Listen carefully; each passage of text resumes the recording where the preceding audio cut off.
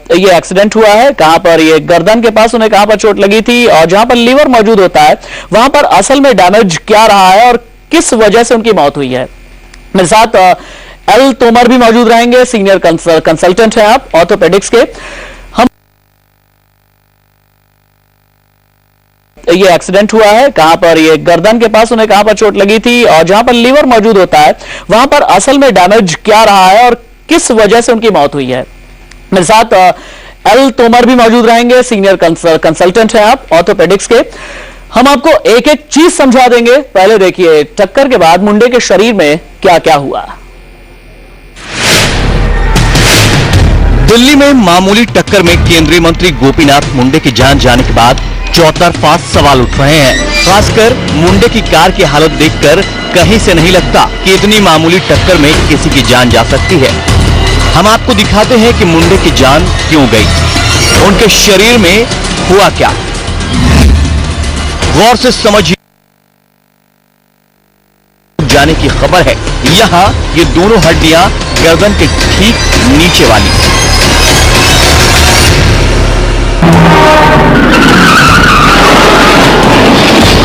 ये कैसे हो सकता है कि इतनी छोटी टक्कर में सर्वाइकल बोन टूट जाए।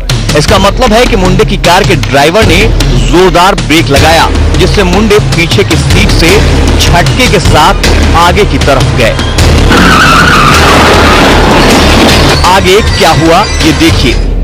ये नोज बोन है। टक्कर के दौरान जब मुंडे का शरीर अचानक से सामने की सीट से टकराया और वो कार में नीचे की तरफ जोरदार तरीके से गिरे तो उनके नाक की हड्डी भी टूट गई। हालांकि इससे जान चली जाए ऐसा विरले होता है। फिर मुंडे की जान जाने की सबसे बड़ी वजह आखिर क्या है, इसका खुलासा तो डिटेल पोस्टमार्टम में ही होगा। लेकिन अभी जो खबर मिल रही है उसके मुताबिक मुंडे का लीवर फट गया,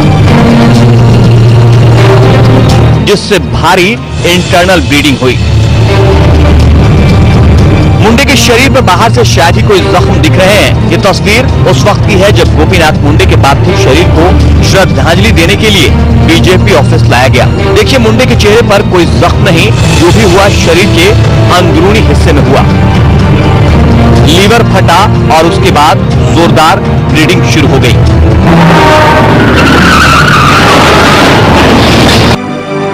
एम्स के डॉक्टर कह रहे हैं कि उन्होंने पूरी कोशिश की लेकिन मुंडे की धड़कन को दोबारा वापस नहीं ला सके। जब उनको इमरजेंसी डिपार्टमेंट में लाया गया तो उनका कोई ब्लड प्रेशर नहीं था, उनकी सांस नहीं चल रही थी और उनकी हृदय गति भी रुकी हुई थी। चिकित्सा पद्धति के अनुसार उनको कार्डियोपल्मोनरी रिससिटेशन या रिवाइव कराने की पूरी कोशिश की गई, किंतु 50 मिनट के गहन रिवाइवल की कोशिश के बाद भी उनको रिवाइव नहीं किया जा सका और 7:20 पर उनको मृत घोषित किया गया। अगर सूत्रों की बात सच्ची है तो मुंडे के लीवर का फटना बहुत अजीब बात है। उनके सर्वाइकल बोन का टूटना भी समझ में आता है, क्योंकि तेज गति में अचानक से ब्रेक लगने से हो सकता है मुंडे कार में बेतरतीब तरीके से आगे की तरफ गिर पड़े हों। इसकी वजह यह भी हो सकती है कि देर रात तक कैबिनेट मीटिंग के बाद मुंडे की नींद पूरी नहीं हुई थी और वो कार में हल्की झपकी ले रहे थे। अचानक से ब्रेक लगी और उनका शरीर इसके लिए थोड़ा भी तैयार नहीं था। लेकिन लीवर कैसे फटा, इसे समझने के लिए डिटेल मेडिकल रिपोर्ट का इंतजार करना होगा। वरुण जैन और नेहा केसरी के साथ ब्यूरो रिपोर्ट, इंडिया न्यूज। कहते हैं कि जो हमें खबर अभी तक मिली है कि गोपीनाथ मुंडे की जान 26 से 30 सेकंड के अंदर निकल गई, लेकिन 26 से 30 सेकंड के अंदर क्या हुआ होगा उनके साथ में, ये हम समझेंगे। डॉक्टर एल तोमर है, आप कंसल्टेंट ऑर्थोपेडिक्स है, max super speciality hospital Indraprastha extension के। स्वागत है आपका डॉक्टर साहब। सबसे पहले तो ये जो हम दिखा रहे हैं एक मानव शरीर की संरचना है। C1 C2 पोस्टमार्टम रिपोर्ट में यह पता चलता है कि ये C1 और C2 यहां की हड्डियां हैं जो कि टूट गई। किन हालातों में ये हड्डियां टूटने का खतरा होता है? इस हड्डी को टूटने के लिए C1 और C2 स्कल से जहां हड्डी सर्वाइकल बोन जुड़ी हुई है, गर्दन जुड़ी हुई है, उसमें कोई बहुत बड़े एक्सीडेंट की जरूरत नहीं होती है। अगर हाई स्पीड व्हीकल अचानक ब्रेक लगाते हैं तो उससे गर्दन आगे की तरफ झुक जाती है और गर्दन आगे की तरफ टकराने के बाद में फिर पीछे जाती है, तो वो C1 और C2 पे दोनों साइड से, फ्रंट से और बैक से ब्रेक हो जाता है और उस लेवल थोड़ा फर्ज करके बताइए कि मैं गाड़ी में बैठा हूं, C1 C2 मेरी, थोड़ा आगे आइए, मुझे बताइए C1 C2 कहाँ है, यहाँ की हड्डी होगी? C1 C2 बिल्कुल स्कल वाले जंक्शन से और गर्दन के जंक्शन पे यहाँ होती है हड्डी। अच्छा, बिल्कुल एग्जैक्टली दिस। कुल कितनी हड्डियां होती हैं यहाँ पे? कुल 7 हड्डियां। मतलब मैं कह सकता हूं कि गर्दन की 7 हड्डियां होती हैं। Yes. और 2 हड्डी टूट गई। 2 हड्डी। मैं मान लीजिए बहुत झटका खाता हूं, मुझे बहुत तेजी के साथ झटका लगता है, मेरा बाकी शरीर यूं रहता है और सर के पास बहुत तेजी झटका लगेगा, तो मेरी कितनी हड्डियां यहां से टूटने का खतरा होता है? छू करके बताइए मुझे। बहुत तेजी से अगर आगे की तरफ दुखता है तो C1 और C2 के लेवल पे पोस्टीरियर साइड से, पीछे की तरफ से हड्डी टूट जाती है। हाँ। और फिर अचानक जब आप पीछे करते हैं तो फिर आगे पीछे की तरफ हड्डी जाती है, सिर्फ प्लास इंजरी। अच्छा, मतलब कि पहले झटका खा करके आगे की तरफ, शरीर नीचे की तरफ आया, सर नीचे की तरफ आया, फिर वापस से पीछे की तरफ, वापस पीछे की तरफ जाता है। अब मुझे ये समझाइएगा कि अगर ये गर्दन की यहाँ की हड्डी टूटती है तो कैसे जान भी जाने का खतरा होता है? अगर सर्वाइकल 1 और 2 एटलस एंड एक्सिस वर्टिब्रा अगर हड्डी टूट जाती है तो ब्रेन का जो एक्सटेंशन है वो सर्वाइकल स्पाइन, स्पाइनल कॉर्ड का जो जंक्शन है, तो ब्रेन का एक्सटेंशन C3 वर्टिब्रा तक होता है, C3 वर्टिब्रा तक। और उस ब्रेन के एक्सटेंशन में रेस्पिरेटरी सेंटर्स होता है, रेस्पिरेटरी सेंटर्स। तो C1 और C2 का कोई भी इंजरी अगर होगा और अगर रेस्पिरेटरी सेंटर्स पे प्रेशर आएगा तो एकदम रेस्पिरेटरी अरेस्ट हो जाएगा, मतलब सांस एकदम बंद हो जाएगा। जी, अब देखिए, मैं फर्ज कीजिए कि मैं गाड़ी में सफर कर रहा हूं, इधर से आकर के कोई गाड़ी मुझे टक्कर मारती, पोस्टमार्टम रिपोर्ट ये बताती है कि लिवर भी बुरी तरह से डैमेज हुआ है और इंटरनल ब्लीडिंग की वजह से भी मौत हुई हो सकती है लीवर को लेकर के। फर्ज कीजिए कि बाईं तरफ से गाड़ी आ रही है, मुझे टक्कर मारती है, लीवर, जहां तक जो मेरा सीमित ज्ञान है, लीवर दाईं तरफ होता है, राइट हैंड साइड होता है। तो कैसे हुआ होगा? अगर किसी गाड़ी ने यूं करके टक्कर मारी होगी तो फिर लीवर डैमेज होने की संभावना कैसे हो सकती है? लीवर डैमेज होने की संभावना सिर्फ एक ही तरीके से हो सकती है कि अगर कोई भी इंडिविजुअल बिल्कुल रिलैक्स मूड में बैठा हुआ है और अचानक ब्रेक लगता है तो नेचुरली आगे की तरफ पूरा बॉडी जाएगी और गाड़ी में एल्बो सपोर्ट्स होता है, एल्बो सपोर्ट, तो एल्बो सपोर्ट में इंजर दी लीवर एरिया। ये एक मानव शरीर की मान लीजिए संरचना है और इसमें दाईं तरफ यहां पर मान लीजिए अगर लीवर होता है तो इस लीवर को प्रोटेक्ट करने के लिए, इस लीवर को संभालने के लिए, किसी भी एक्सीडेंट संभालने के लिए मानव शरीर की संरचना में और क्या होता है? ऊपर स्किन के नीचे और क्या कुछ होता है? स्किन के नीचे लीवर को संभालने के लिए सिर्फ ऊपर वाले पोर्शन में थोरैक्स माने रिब्स होती है, बाकी नीचे वाले पोर्शन में कुछ नहीं होता है। तो कोई भी इंजरी अगर अपर एब्डोमेन में राइट साइड में होगा, कोई भी इंपैक्ट होगा, वो लीवर डैमेज हो सकता है। अब दूसरा ये समझाइएगा, क्योंकि ये बातें हमारे दर्शकों के लिए जानी बहुत जरूरी है डॉक्टर साहब। एक तो ये होता है कि चलिए आपने ये बताया कि मैं यूं करके एक झटके से मैं नीचे गिरता हूं, फिर से ऊपर उठता हूं, तो इस झटके की वजह से गर्दन की शुरुआती 2 हड्डियां जिसे आप C1 C2 बोलते हैं, सर्वाइकल 1 सर्वाइकल 2, ये हड्डियां टूट सकती हैं।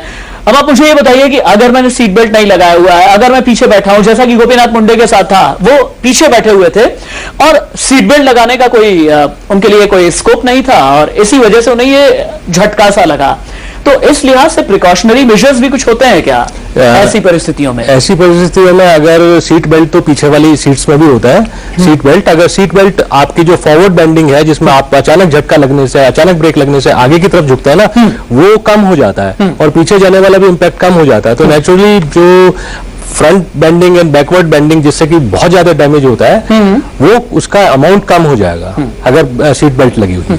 अच्छा, मान लीजिए फर्ज कीजिए कि ये गर्दन यहाँ की 2 हड्डियां टूट जाती हैं, उसके बाद क्या कुछ खास मेजर्स ऐसे होते हैं, कुछ खास सावधानियां होती हैं कि जब तक आप हॉस्पिटल मरीज को लेकर के जाएं तब तक उसे किसी खास पोस्चर में रखें? अगर आप मुझे बता सकें। अगर कहीं भी स्पाइन का इंजरी होती है, चाहे वो सर्वाइकल स्पाइन है या कोई लोअर स्पाइन है, कहीं भी इंजरी होती है तो पेशेंट को सीधी पोजीशन में लेटा के बिना कोई पोजीशन चेंज किए हुए ही हॉस्पिटल शिफ्ट करना होता है।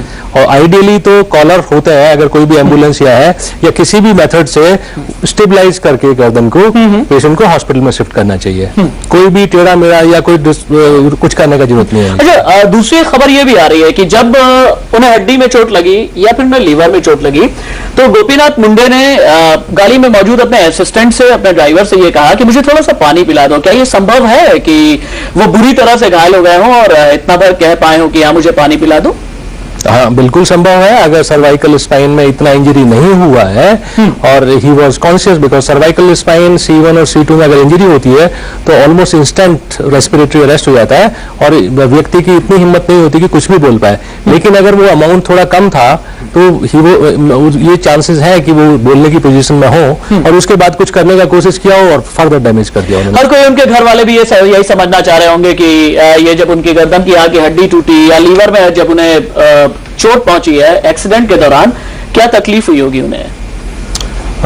देखिए, सर्वाइकल स्पाइन में अगर कोई इंजरी होती है तो वो इतना फास्ट डेथ होती है कि उसमें कोई पेन नहीं होता है, बिकॉज इंस्टेंट ही आपका रेस्पिरेटरी अरेस्ट हो जाता है और रेस्पिरेटरी अरेस्ट जैसे ही होगा साथ में ही कार्डियक अरेस्ट भी हो जाता है। It gives only 3 minutes, it gives only 3 minutes to resuscitate, मतलब 3 मिनट के अंदर ही करना पड़ता है। अगर नहीं करना पड़ता है तो फिर उसका अगर इंट्यूबेट 3 मिनट के अंदर करें तभी ब्रेन को बचाया जा सकता है। इसका मतलब यह है कि ये जो हड्डी है यहाँ से कुछ नसें भी होती है जो कि खून को लेकर के जाती होंगी दिमाग में, वो नसें शायद दब जाती होंगी, कुछ ऐसा आप बताना चाह रहे हैं।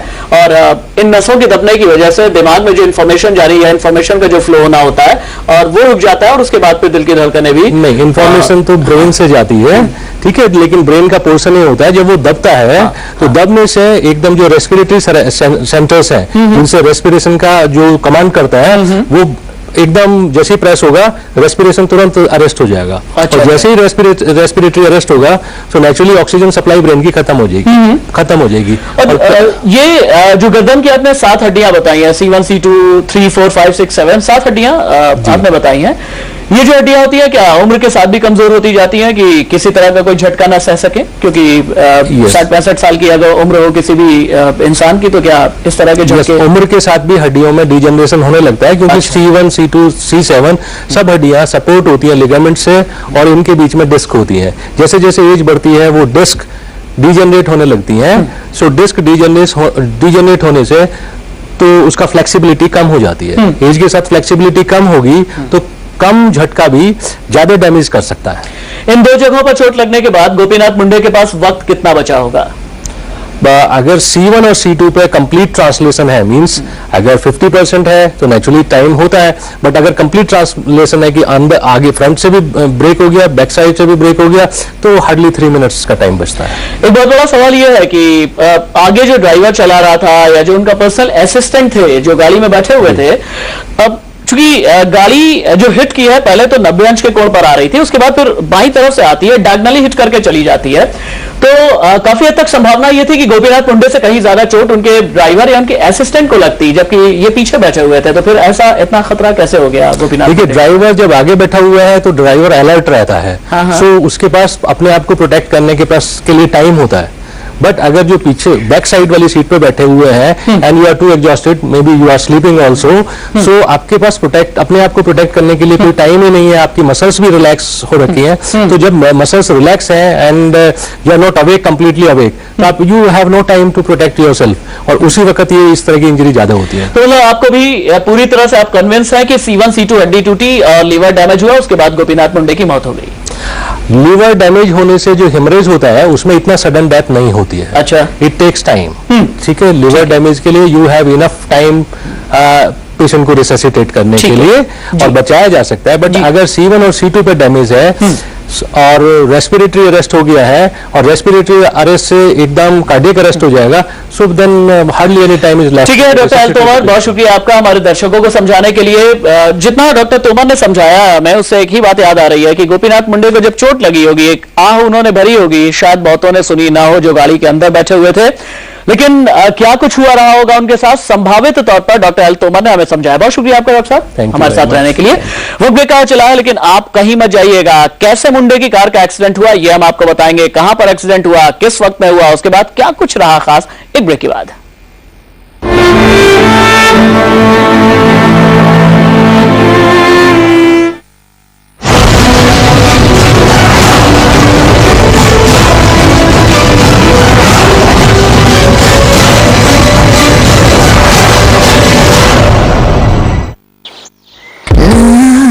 रहता हूँ मैं तेरे बिना,